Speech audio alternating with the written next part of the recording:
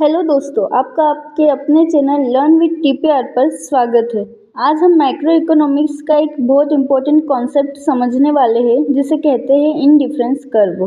Simple language में अगर मैं आपसे पूछूं, अगर आपको टी और कॉफ़ी दोनों पसंद है और आपको कहा जाए कि 2 कप टी और 1 कप कॉफ़ी लो और 1 कप टी या 2 कप कॉफ़ी लो।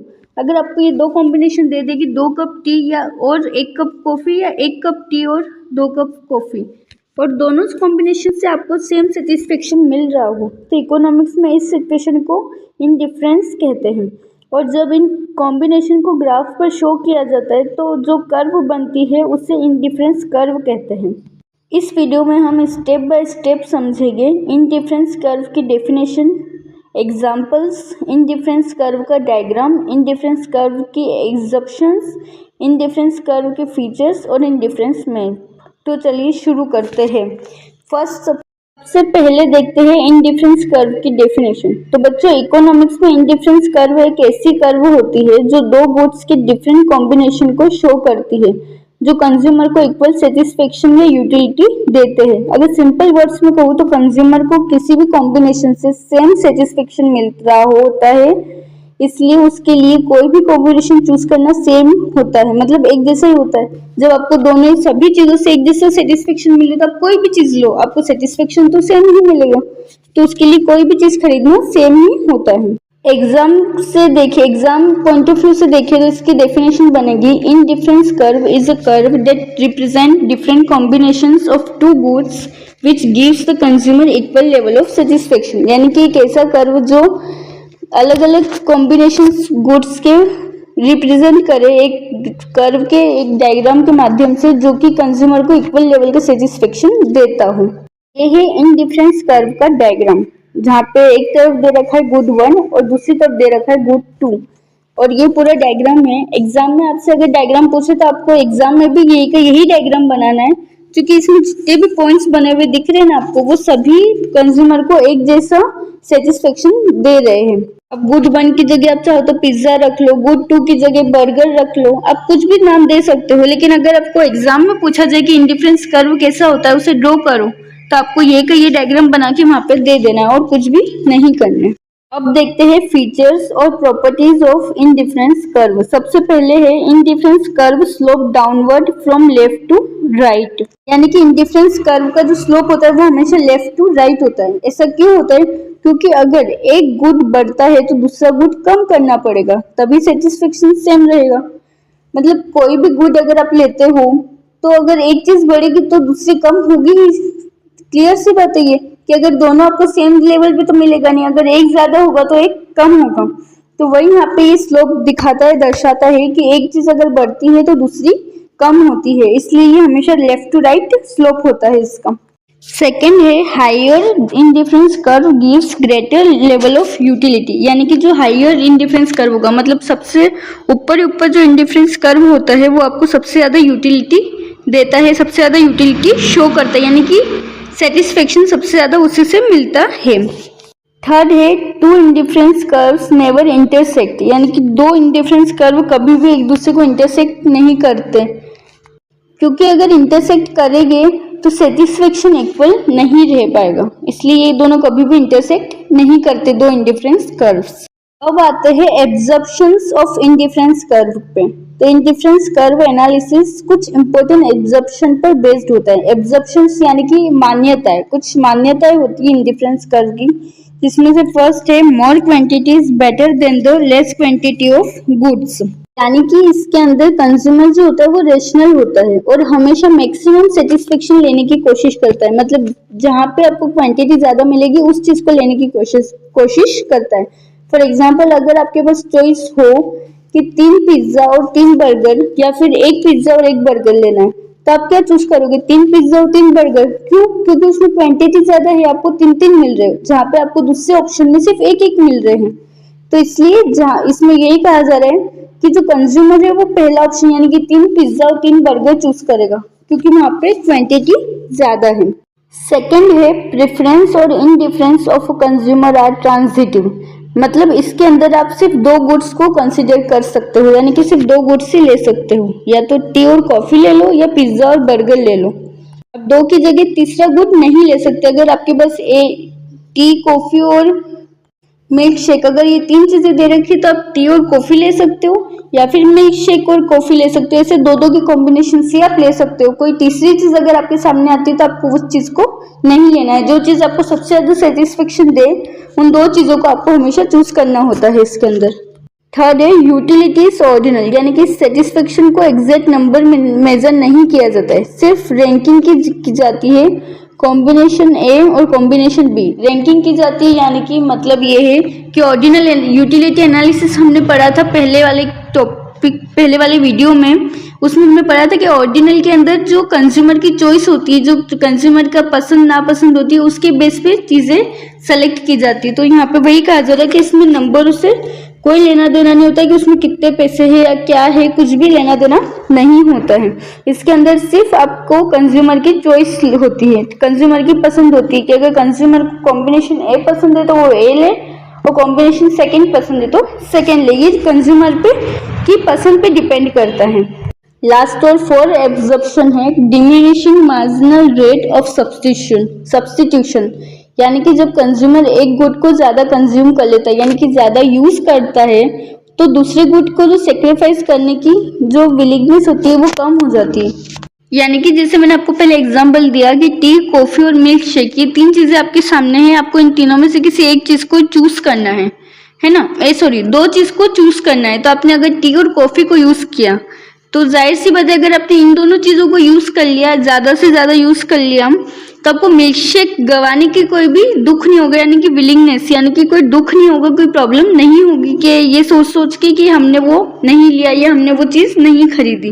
तो वही कह रहा है इसमें कि अगर आप कोई चीज एक्सेप्ट करते हो, यानी कि चूज करते हो, और जब उसका ज्यादा से ज्यादा यूज कर लेते हो, उसे कंज्यूम करते हो, तो दूसरे गुड को जो सेक्रीफाइस किया है आपने, उसका ज्यादा आपको विलिंगनेस यानी कि पछतावा नहीं होता है। इसी वजह से ये जो कर्व है वो कॉन्वेक्स शेप की होती है। अब आते हैं इंडिफरेंस मैप पे। अब यहाँ एक इम्पोर्टेंट क्वेश्चन आता है कि अगर एक कर्व इक्वल सेटिस्फेक्शन शो करता है तो कंज्यूमर के डिफरेंट सेटिस्फेक्शन लेवल को कैसे शो करेंगे। इसी प्रॉब्लम को सॉल्व करने के लिए इकोनॉमिक्स में यूज होता है इंडिफरेंस मैप। मतलब इंडिफरेंस मैप क्या होता है, तो इंडिफरेंस मैप इंडिफरेंस कर्वों का ग्रुप जो कंज्यूमर के डिफरेंट सेटिस्फेक्शन लेवल को शो करता है। मतलब एक अलग अलग इंडिफरेंस कर्वों का ग्रुप, यानी कि कर्व को आप एक तरह से डायग्राम ही मानो। मतलब इंडिफरेंस डायग्राम्स जो बनते हैं, इंडिफरेंस कर्व्स जो बनते हैं, उनका एक ग्रुप जो कंज्यूमर के अलग अलग सेटिस्फेक्शन लेवल को शो करता है, उस ग्रुप को ही बेसिकली इंडिफरेंस मैप कहा जाता है। ये है इंडिफरेंस मैप का डायग्राम। जैसे कि आप देख सकते हो कि यहाँ पे 3 डायग्राम्स बने हुए हैं, इंडिफरेंस कर्व बने हुए हैं। IC1 दे रखा है, एक दूसरे को IC2 दे रखा है, और सबसे ऊपर वाले को IC3 दे रखा है ना। अब इसको एक्सप्लेन करेंगे तो IC1 सबसे लो सेटिस्फेक्शन देगा, क्योंकि हम देख रहे हैं कि IC1 सबसे लास्ट में है, तो सबसे लो सेटिस्फेक्शन कौन देगा, IC1 देगा। IC2 जो है इंडिफरेंस कर्व, IC2 जो है वो मीडियम सेटिस्फेक्शन देगा, और IC3 जो है वो हाई सेटिस्फेक्शन देगा। सबसे ज्यादा सेटिस्फेक्शन कौन देगा, तो IC3 देगा, और सबसे कम कौन देगा, तो IC1 देगा।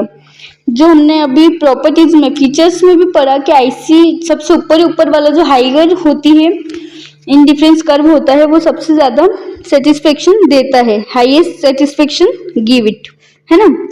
तो स्टूडेंट्स सिंपल सा एक रूल याद रखना, higher indifference curve higher satisfaction देता है। ठीक है, बस इतनी सी चीज आपको याद रखना है, क्योंकि ऊपर वाला कर्व पर कंज्यूमर को ज्यादा गुड मिल रहे होते हैं, इसलिए सेटिस्फेक्शन भी ज्यादा होता है। फॉर एग्जाम्पल IC1 पर हो सकता है 2 पिज्जा और 2 बर्गर मिले, IC2 पर 3 पिज्जा और 3 बर्गर मिले, IC3 पर 4 पिज्जा और 4 बर्गर मिले। यानी कि कंज्यूमर ऊपर कर्व पर जाना प्रेफर करेगा, क्योंकि इसमें दे रखा है जहाँ पे ज्यादा क्वांटिटी मिलती है वहां पे कंज्यूमर जाता है। पहला एब्जॉर्प्शन था इंडिफरेंस कर्व का, है ना, more quantity is better than less quantity of good. पहला ही हमारा वो था एब्जॉर्प्शन, वही दे रखा है कि यहाँ पे कंज्यूमर सबसे ऊपर वाले पे ही जाएगा ना, क्योंकि सबसे ज्यादा सेटिस्फेक्शन उसे उसी चीज से मिल रहा है, यानी कि 4 बर्गर और 4 पिज्जा से मिल रहा है। अंदर एक छोटा सा टॉपिक और आता है, वो है लो ऑफ मार्जिनल यूटिलिटी।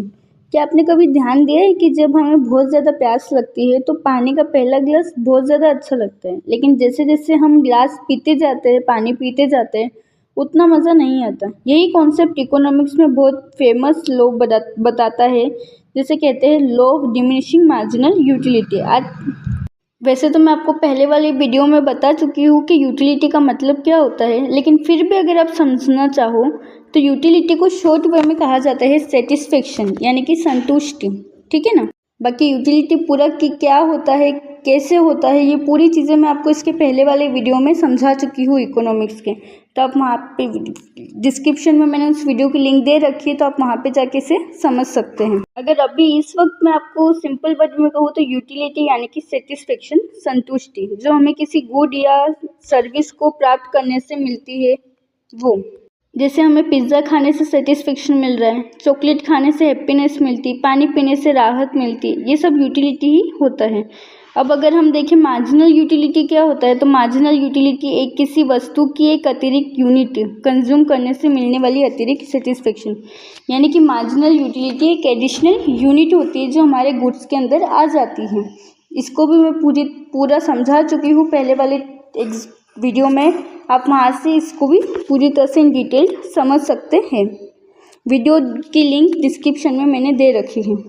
तो अब हम आते हैं हमारे मेन टॉपिक पे, जो है law of diminishing marginal utility.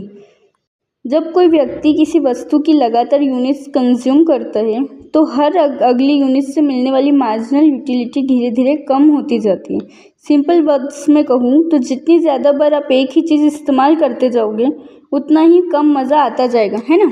जैसे कि फॉर एग्ज़ाम्पल हम हमारे पास नया नया फ़ोन आता है तो हम कैसे उसे अवेयर के रखते हैं, संभाल के रखते हैं, यूज़ करते हैं, पर धीरे धीरे जैसे समय बीतते जाता है वो नॉर्मल हो जाता है और एक पल के बाद तो ऐसा समय आ जाता है जहाँ हमें हमारे मोबाइल की केयर बिल्कुल नहीं होती। क्यों? क्योंकि अब वो पुराना हो चुका है। वैसे अगर एक और एग्जाम्पल देखें तो मोबाइल के अंदर कोई इंटरेस्टिंग सा नया सा गेम लेते हैं तो हम पहले बहुत एक्साइटमेंट से बहुत अच्छे से खेलते हैं उस गेम को, फिर थोड़ा टाइम बीतने के बाद ठीक है थोड़ा बहुत खेल लिया कभी, और जब एक टाइम के बाद वो बिल्कुल हमें बोर करने लगता है कि यार यही गेम में हम बार बार खेल चुके हैं। वही कहने का मतलब है कि जब आप कोई भी चीज़ पहली बार इस्तेमाल करते हैं तो वो आपको बहुत ज़्यादा अच्छी लगती है, लेकिन धीरे धीरे समय बीतते बीतते उसे यूज़ करते करते एक टाइम ऐसा आता है कि आपको उसको यूज़ करने का मन ही ख़त्म हो जाता है। फॉर एग्ज़ाम्पल जैसे आपको बहुत ज़्यादा भूख लग रही है तो आप पहली रोटी एकदम फटाफट खा लेंगे क्योंकि आपको बहुत ज़्यादा भूख होती है, दूसरी भी थोड़ी सी स्पीड में खाएंगे, लेकिन तीसरी चौथी होने के बाद धीरे धीरे क्या होता जाएगा, आपका पेट भराता जाएगा तो आपकी जो स्पीड होगी वो भी कम होती जाएगी। धीरे धीरे आपको वो रोटी खाना की इच्छा ख़त्म हो जाएगी, अब आपको वो रोटी अच्छी नहीं लगेगी, आपको खाने का मन नहीं करेगा। तो बेसिकली इसमें यही कहा जा रहा है कि कोई भी चीज़ जब आप फर्स्ट बार इस्तेमाल करते हैं, कोई भी चीज़ आप पहला लेते हैं तो आपको वो बहुत अच्छा लगता है, लेकिन धीरे धीरे समय के साथ वो चीज़ आपको बोर करने लगती है। तो वही बताता है लॉ ऑफ मार्जिनल यूटिलिटी कि वक्त के साथ साथ चीज़ों की जो इच्छाएं होती है वो भी ख़त्म होती जाती है। सबसे पहले आपको बहुत अच्छा लगता है, लेकिन फिर धीरे धीरे उसका जो महत्व होता है वो ख़त्म होता जाता है। सिंपल शब्दों में अगर समझे तो जब हम किसी वस्तु को लगातार यूज़ करते हैं तो हर अगली यूनिट से मिलने वाली जो हमारा सेटिस्फेक्शन है वो धीरे धीरे कम होता जाता है। इसी को कहते हैं law of diminishing marginal utility. तो दोस्तों आज हमने डिटेल में समझा इंडिफरेंस कर्व क्या होती है, उसके कुछ एग्जांपल्स भी देखे। इंडिफरेंस कर्व डायग्राम कैसा होता है, इंडिफरेंस कर्व के एग्जम्पशंस क्या है, यानी कि मान्यताएं क्या क्या है, इंडिफरेंस कर्व के फीचर्स क्या है, इंडिफरेंस मैप का पूरा एक्सप्लेनेशन प्लस डायग्राम देखा। अगर सीधे शब्दों में कहूँ तो इंडिफरेंस कर्व दो गुड्स के इक्वल सेटिस्फेक्शन कॉम्बिनेशन को शो करती है, और जब वो मल्टीपल इंडिफरेंस कर्व एक ही ग्राफ में ड्रॉ किया जाता है तो उसे इंडिफरेंस मैप कहते हैं, जो कंज्यूमर के डिफरेंट सेटिस्फेक्शन लेवल को रिप्रेजेंट करता है। अगर आपको ये वीडियो हेल्पफुल लगी हो तो लाइक, शेयर और चैनल को सब्सक्राइब जरूर करें और बेल आइकॉन को दबाना ना भूलें। Thank you so much.